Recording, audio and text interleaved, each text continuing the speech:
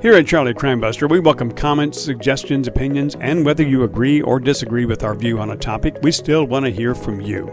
Reach out with a shout-out. Email Charlie at charliecrimebuster@gmail.com. That's charliecrimebuster@gmail.com. Or you can call or text us at 407-917-2211. That's 407-917-2211. And we'd like to thank our sponsor, PeacemakerNetwork.com, and also thank those of you who already support our podcast. Did you know that your donations not only help with this podcast, but also support the brave men and women, first responders, law enforcement, correction officers, security personnel, and our military? You too can donate, as well as become a monthly badge member. That's BADGE member by simply subscribing to PeacemakerNetwork.com. That's PeacemakerNetwork.com.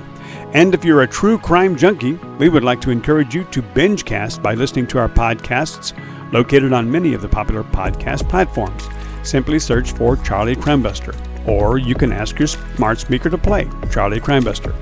But since you're streaming us here on YouTube tonight, simply click on the subscribe button and you'll be notified each time we drop a new episode. So please do us that huge favor and press that subscribe button right now. And we thank you. Well, does the prosecution need a Hail Mary at this point in the trial? And there was a Perry Mason moment. We're going to talk about that on Charlie's Crime Talk today, as James Buckland and I talk about our last episode and the last week's trial with Karen Reed on the second round. Thank you for joining us. James, tell us where they can find us out there on the old super slab. All right. Thank you, Charlie. I would just want to remind our listeners that the views and opinions expressed in this presentation are solely those of the individuals who are interviewed or participating and do not represent those of Charlie Crimebuster nor Peacemaker Network. And all the individuals described or mentioned in this presentation should be considered innocent unless or until found guilty in a court of law. And the following presentation is for mature audiences. Listener and viewer discretion is advised. But we'd also like to thank our sponsor, PeacemakerNetwork.com, and also those of you who already support our podcast. And all of our music and sound effects on our show are provided by our friends and contributors to Pixabay.com. They're responsible for making our podcast a little more enjoyable. That's Pixabay.com. And if you're a true crime junkie, we would like to encourage you to binge-cast by listening to our 300-plus podcasts located on many popular podcast platforms. All you have to do is simply search for Charlie Crimebuster, or even say to your smart speaker, play Charlie Crimebuster. Regardless of your podcast platform preference, and you have enjoyed our show, please subscribe or click the like button. And finally, here at Charlie Crimebuster, we welcome comments, suggestions, opinions, and whether you agree or disagree with our view on a topic, we still want to hear from you. So reach out with a shout out. You can reach Charlie at charliecrimebuster@gmail.com. That's charliecrimebuster@gmail.com. Or you can call or text us at 407-917-2211. That's 407-917-2211. Thanks, and back to you, Charlie. Yes, sir. Well, folks, you're joining us. James and I are down here in the fine state of Florida, the Sunshine State. And we talk about these episodes each week. And we're talking about the episode now that covered the last week's trial, where we're talking about if the defense has proved, well, let's say, have they proved reasonable doubt up to this time? And if they have, is it time for the prosecution during this week to, well, launch what we call a Hail Mary? So that's our topic tonight, right? That's right. Well, let's start off with, what do you mean? You threw out two terms during this podcast. You threw out Hail Mary and Perry Mason moment. You want to explain that for our audience? Well, for those who don't know what a Hail Mary is, it's the best, I guess the best illustration I think of is a football team. You're down to the very last moment. You don't have any more time left on the clock. You're either tied or you're slightly behind, and you're a good ways from the goalpost. So the quarterback just gets the ball, walks back from the huddle there, and then just launches a long pass into the end zone, and just hopes that maybe his guys will catch it over the defense, right? Right. So it's called a Hail Mary, and there've been a lot of those Hail Mary moments in football, and so I think a lot of football sports enthusiasts would know exactly what that is. But the Perry Mason moment, our younger audience may not know what that is, right? That's right. They may not. The Perry Mason was a very prominent television attorney, and somehow, some way, he always won those cases, didn't he? He did. He Yeah, did. and he always pulled out something at the last moment that showed that somebody was crooked or somebody lied or caught somebody with their hands in the cookie jar, or even was able to sometimes turn around and the witness that was in the witness box became the murderer. So that Uh, was a quote unquote Perry Mason moment. So interesting enough, in this last week's trial, we had one of those Perry Mason moments, no doubt in my mind. right. And there have been a few in this trial, but certainly one this past week that leads us to think that maybe there is time or place for a Hail Mary from the prosecution. Well, how long do you think this trial is going to take? Well, as you and I are recording this today, as we're doing this particular podcast with the Crime Talk on YouTube, the prosecution has rested their case in chief. And the interesting thing, James, is that this trial, compared to the last trial, is right now going faster because I think it's about 6 days earlier than when the prosecution in the first trial rested their case and turned it over to the defense. Hmm. And the defense has said, that and all this is certainly up for adjustment. But the defense has said that they think their part will last about 2 weeks or two and a half. On top of that, we have heard the judge say to the jury, "We're running ahead of schedule. We're running ahead of schedule." Hmm. Hmm. So I think that I think this will be over before the end of the month of June that's coming up right around the corner after this weekend. And I think that we just may even have a verdict by the end of June, which gives us just a little breathing room if that takes place to get ready for the Kohlberger Right. trial. With this terrible, terrible thing that happened to the Idaho students. So I think we're going to have this all wrapped up one way or the other by the end of June. What do you think? I'm in agreement with you there. Yeah, definitely by the end of June. Yeah. Well, what is the prosecution doing that is good in this case? Well, there's several things I think, because I mean, the very title of this podcast this last week kind of lends it to for people to interpret the prosecution is not doing so well. But there are some good things that they're doing, and I think they're doing. Actually, I think both the prosecution and defense are both doing better this trial than they did in the first trial. Hmm. Hmm. For one thing, I like what Brennan is doing. I think he's making it a little more tight. He doesn't have it all scattered out like the first trial did. There was better witnesses, particularly the experts. Hmm. I think they did a good job of that. Remember in the first trial, he brought all those people from the house there at 34 Fern. There was everybody was in the house just about. Ended Hmm. up in the witness case, but this time he's kind of moved beyond that and is focused more, I think, on what they allege that happened.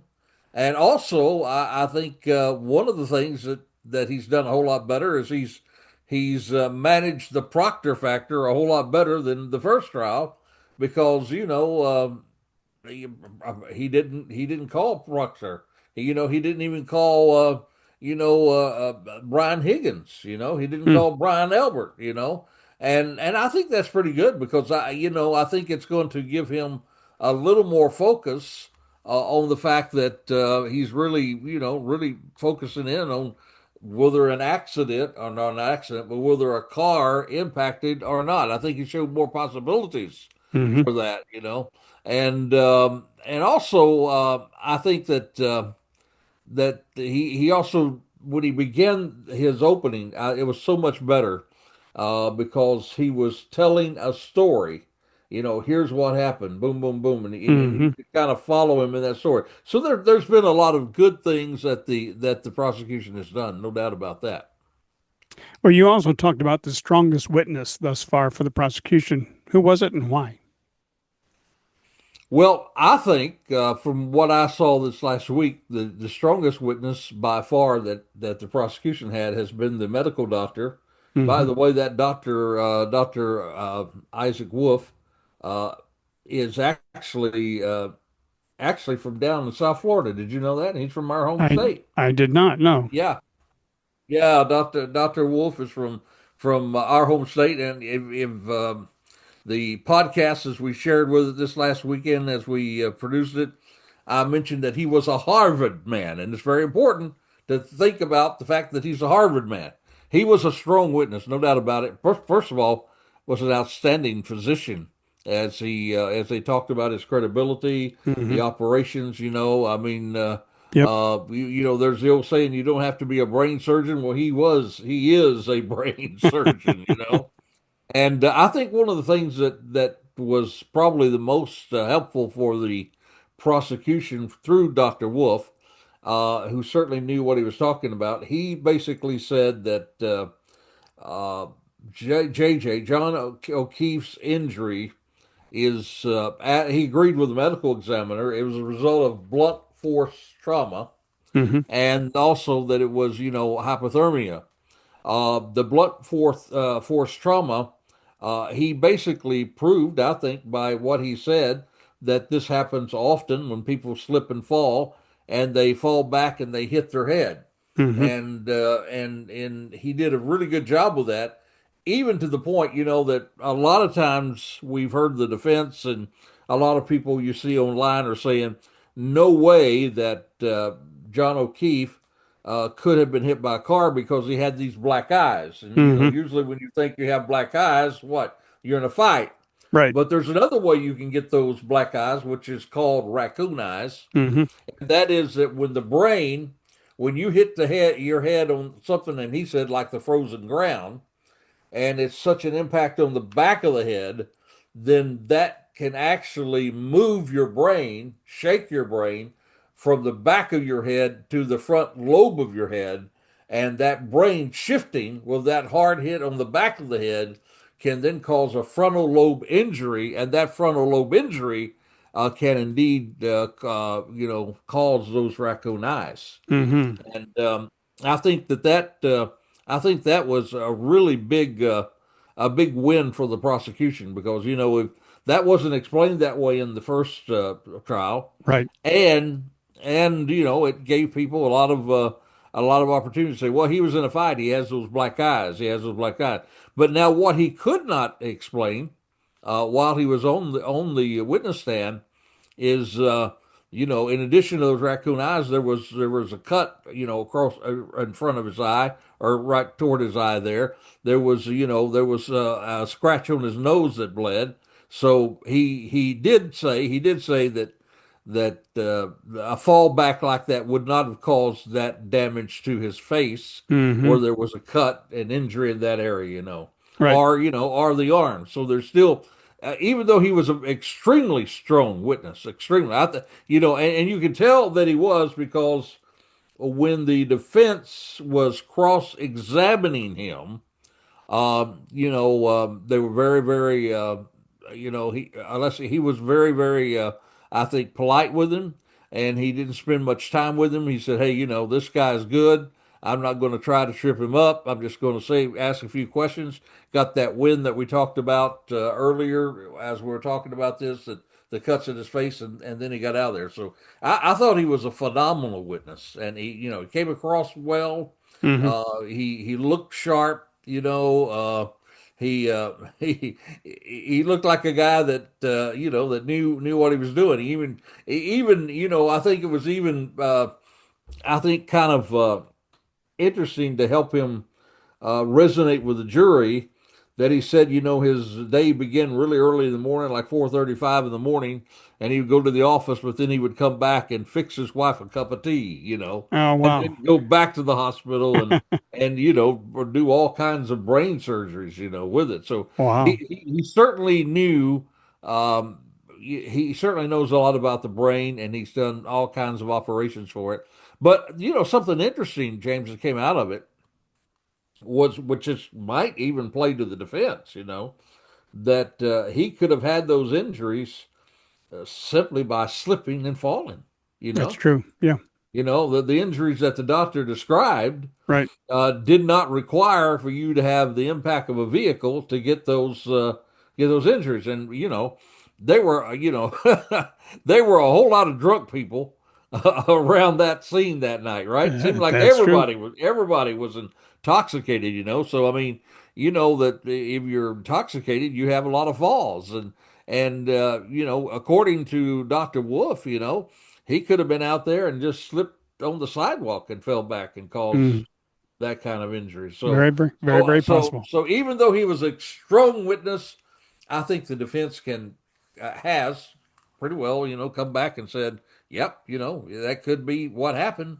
But it doesn't say that he was hit by the car. He could have just fallen and done Hmm. that. He could Hmm. have been in a fight Yeah. and fell back and hit himself. As far as that It goes. just opens up the door for reasonable doubt. Exactly, exactly. Which, brings us to the whole theme of this particular podcast this week. Does the prosecution need a Hail Mary? Hmm. Hmm. Well, speaking of brains or the lack of, The lack well, of, the well, lack of. Yeah, well, that, we'll get into our next segment, which is yeah. about our crazy crooks. We were talking about I like the I lack of like, brains. yeah, I like the way that you transitioned into that crazy crook story, going back to the brain, the lack of brain. Yeah, I mean, and by the way, James, I guess we could say to the people, it does not take a brain surgeon to realize that these that's guys are crazy, right? that is true. We have the brain surgeon. We wouldn't need Dr. Wolf That's to, right. to let us know that there are some crazy, crazy crooks out there Yes, for sure. that's true. So And tell us about those our crazy crazy crooks. crook story, was unfortunately one of the crimes that has increased with a lot more intensity in this country today is carjacking. Hmm. And in fact, for people to understand a little bit about carjacking, because we try to share some insight about crime when we have so many wonderful listeners. But Hmm. one of the reasons why we have so many carjackings today is that the vehicles have changed from year to year to year, and it's a whole lot more difficult actually to steal a car because you have all the alarms on it and this sort of thing for it and they're newer cars and this sort of thing. So Hmm. rather than people just going and hot wiring your car, you can used to just hot wire a car. The easier way for crooks to get your car today is just to carjack it. Stick Right. a gun in your face and say, "Get out of the way! I'm going to get your car." Well, this young idiot, actually was doing a carjacking. There was a mother who was taking her child to school. He stuck the gun in her face, and she did what anybody should do. If somebody puts a gun in your face, you don't have any way to defend yourself. Give them whatever they need. Give them your Right. wallet. Give them everything. Just do that. Right. And she gave him the car. The only problem, there was just a little problem, James, with this guy getting this car, and that is that the vehicle was a straight shift. It wasn't an automatic. And there's a whole lot of young 17-year-olds like this guy out there in the country today that have never, ever driven a straight shift. That's right. Now you have, James, and people our age have done that, Oh yeah. because used to they were very prominent. There are a lot of straight shifts. Yep. Today, rarely do you see them, and unfortunately, he got in there, tried to get it going. It went for a few feet, and then it stopped, and he kept fooling around with it. And finally, he just jumped out and took off running.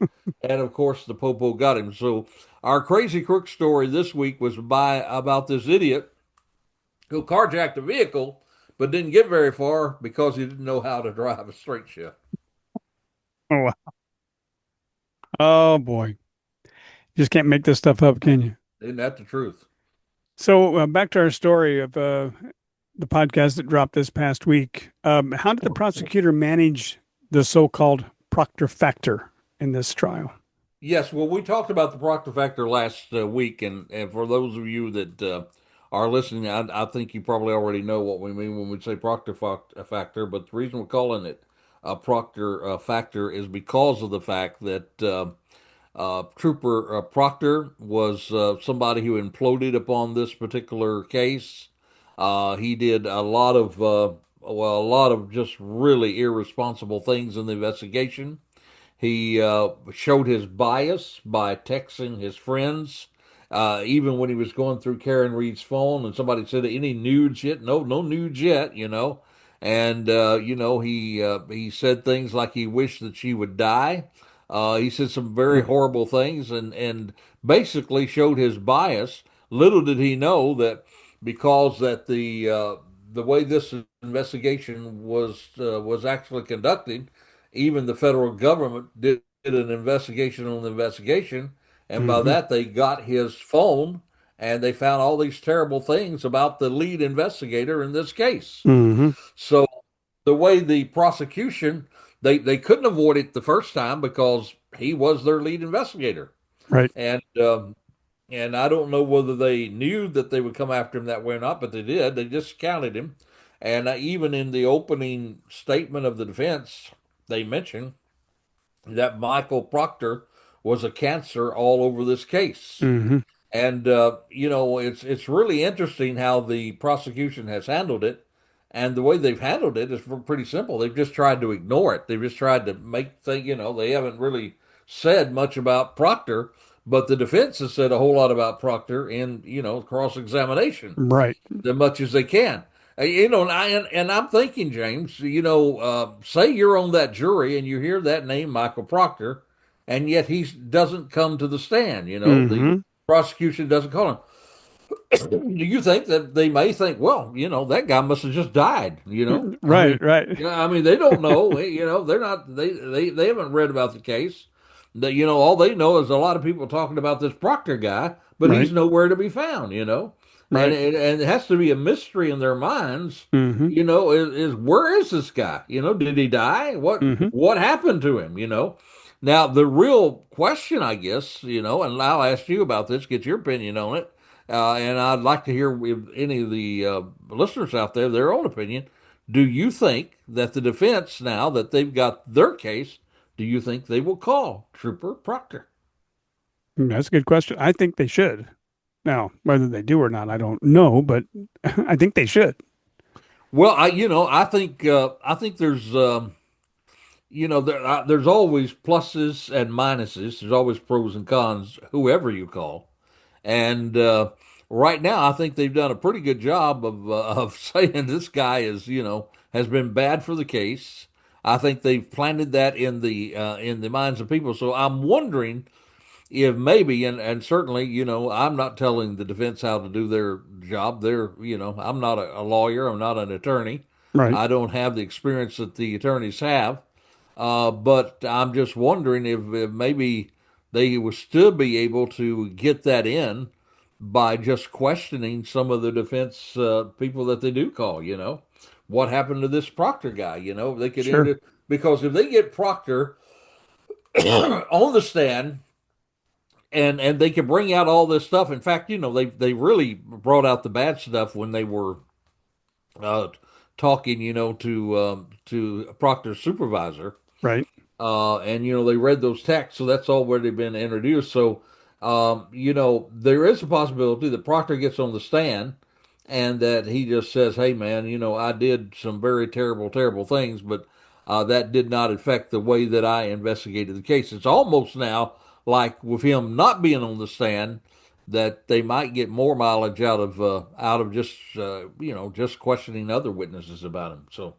I Very it, possible. it's I don't know. I don't know if I was the defense attorney whether I would call him or not. It's Well, and that's the same thing like with let's say we're talking about uh, our third party person Brian Higgins. hmm Right now, I think they did a really good job in cross examination of being able to say that Brian Higgins could have motive to have fought John O'Keefe in that house. correct. Well, if they called Brian Higgins to the stand, then who knows? The jury might like him.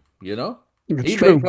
He may come across and say, "There's no way that that guy would do that," you know. But Hmm. right now, in the minds of the jury, in my mind, if I was in the jury, I'd be thinking, "Well, that's probably a guy that may have had some motive to do something." Hmm. So why would I risk bringing him back to the stand or bringing him on the stand? Prosecution didn't call him. I've already the defense has already pretty well, I think, portrayed him in the eyes of the jury as a possible suspect. Right. So, and remember the defense now, the defense doesn't have to prove that there was a fight in there. They Nope. only have to prove reasonable doubt, right? Exactly.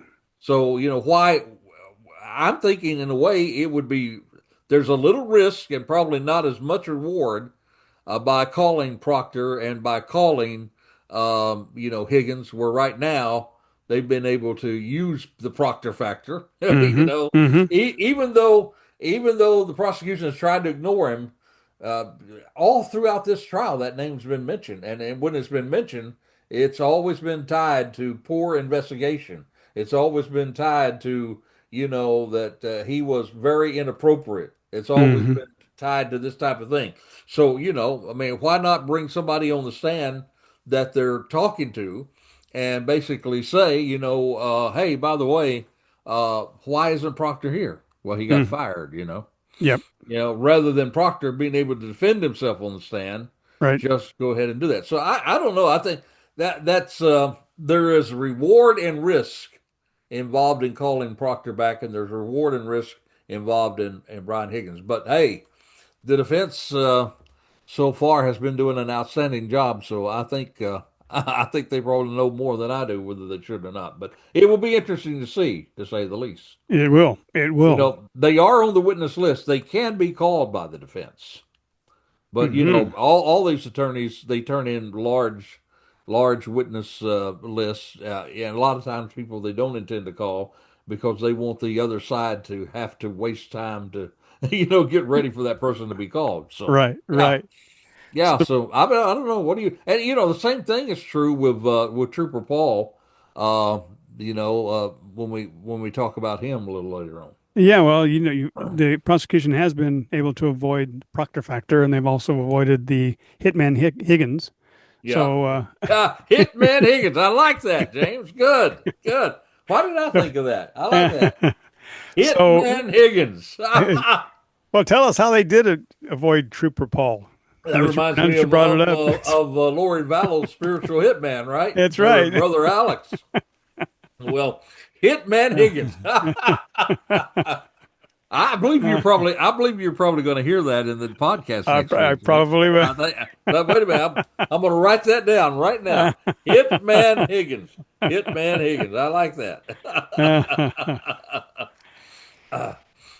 So the prosecution avoided Trooper Paul. That's Mhm. an interesting scenario. Yep. Trooper Paul, by the way, he was the witness during the last trial that did the accident construction. And he was a good guy, I thought. He's probably been a very good trooper, probably has saved lives out there by being on the road and doing the things that these wonderful troopers do all over America. But he just really didn't rise to the occasion of what we call an expert in accident reconstruction. Hmm. And now we're really getting into what I think is the key of the case. I mean, if the prosecution cannot prove that he was hit by that vehicle, then that's reasonable doubt right there in my Right. mind. It's reasonable doubt. So that accident reconstruction expert is really crucial.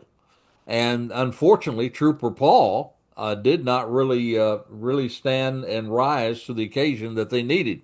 The defense attorney had all kinds of issues with him, and they were able to point out a lot of his weaknesses, his key weakness. There was all kinds of contradictions in his account of the events, that undermined his incredibility. Hmm. The way that he himself handled witness. There was procedural errors that compromised the integrity of the investigation. Hmm. And I thought, I thought one of the most telling things was, you know, the the defense had the archive witnesses who were very sharp, very educated, knew about force and mass and all the science that's involved in it. Hmm. And it was very evident that Trooper Paul did not know that. He could not answer a lot of the questions from the defense. And one of the things I thought was most telling when he said, "Well, I think, that he was hit and he kind of swung around and fell, but I don't know why or how he swung around and fell, but I know she couldn't explain why." And then when they said, "Well, if he did it that way, how come his phone ended up where it did?" Hmm. And his answer was, "Well, it just did." Yeah. And that's not the kind of thing you want to hear your expert say, that it just did, right? Yeah. Yeah. So Trooper Paul, in order to do that, what they did there, they brought two more experts on, one in digital forensics and the other one who they didn't get to last week, but they got to this week, which is a bona fide accident reconstruction expert.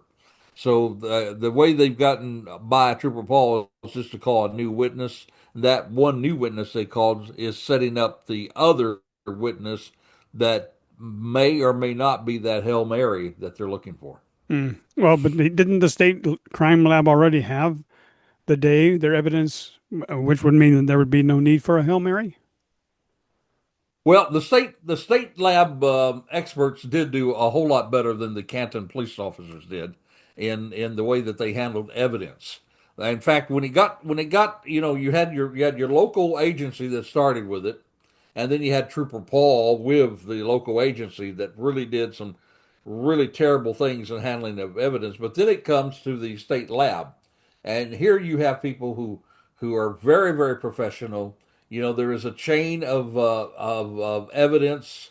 A chain that follows that evidence. The way they Hmm. handled the evidence, they handled it with gloves. They would photograph the evidence, and so they did do a much much better job in coming across with their professionalism. However, the defense kind of knocked that out from under them because the defense did not attack what the state lab did with the evidence.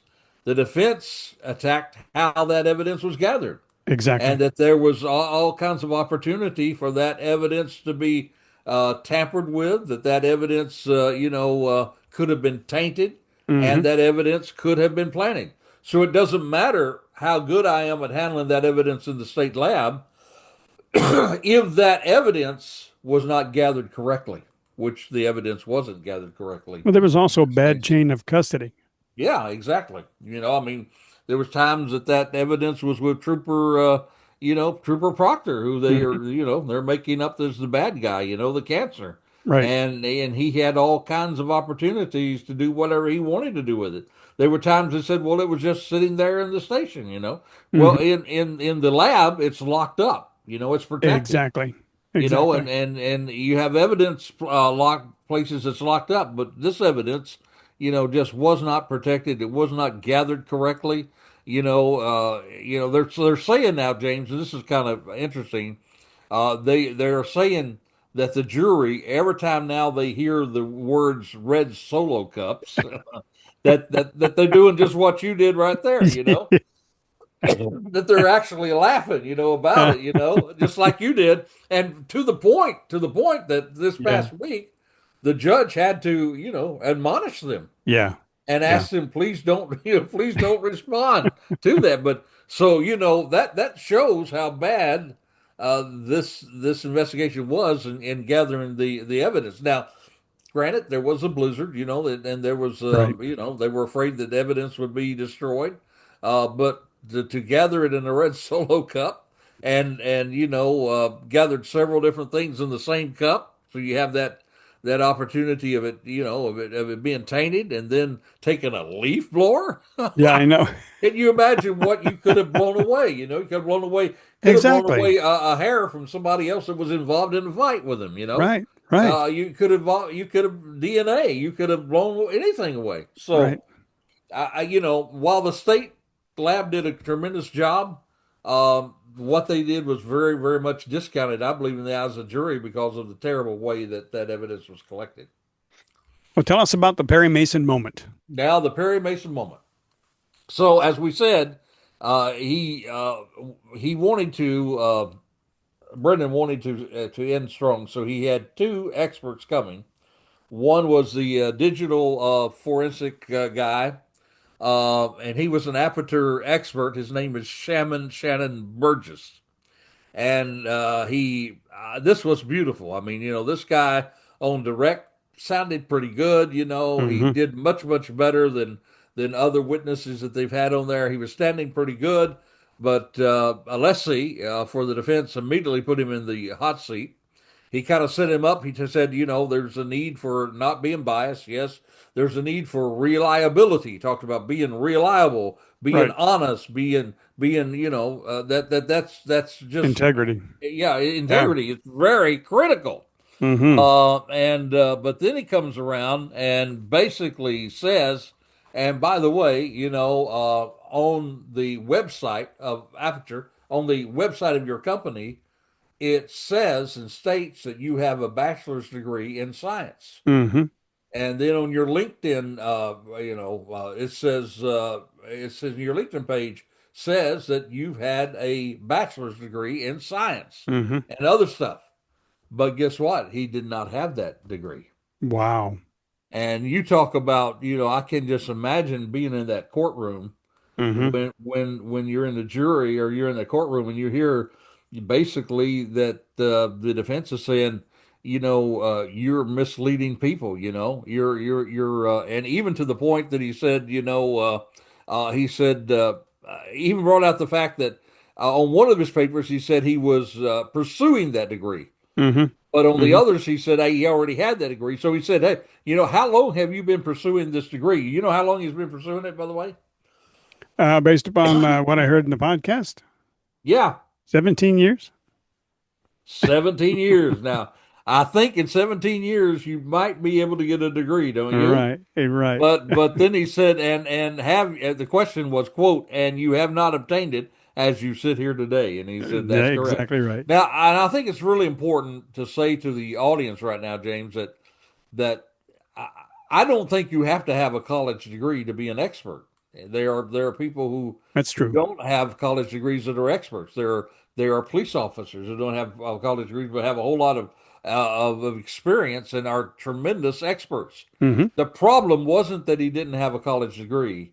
The problem was that he it appears lied about it, or somebody lied about it Mm-hmm. by putting that on the website, and also by putting it on his LinkedIn page, which is probably what he did. So Mm-hmm. he said the only thing he could say, he said, well, there were some errors. Well, you might say error. There are other people that says that's a lie. You Right. might say error, but there's another word for it. Even around the place is the fact that it could be academic dishonesty is the term. Right. And he even asked him. He said, "Are you familiar with the phrase academic dishonesty?" And of course, he had to say that. So until this time, next time, this is Charlie Crimebuster reminding you: stay safe, stay alert. Yep, for the life you save, it could be your very own. You have been listening to Charlie Crimebuster. You can find additional podcasts at charliecrimebuster.com. You can also support our first responders, military, and law enforcement communities at peacemakernetwork.com, or subscribe to our YouTube channel using tag at Charlie Crimebuster. Even visit our Facebook page, facebook.com/Charlie Crimebuster. Or if you would like to make suggestions for future podcasts, please send your ideas to charliecrimebuster@gmail.com. That's charliecrimebuster@gmail.com. Thank you for joining us today, and we hope that you will join us next week for another exciting crime story with Charlie Crimebuster.